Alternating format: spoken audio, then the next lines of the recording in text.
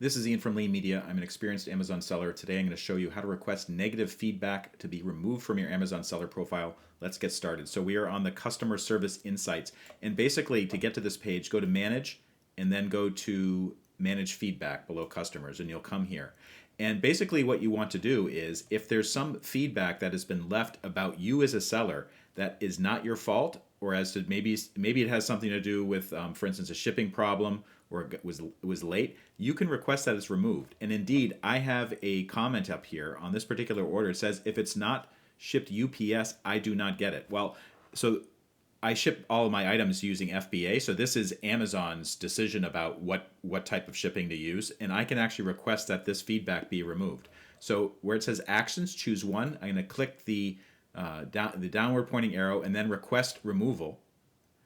And it says Amazon only removes feedback in certain cases: obscene language, seller-specific personally identifiable information. Entire feedback comment is a product review, which is actually a very comment.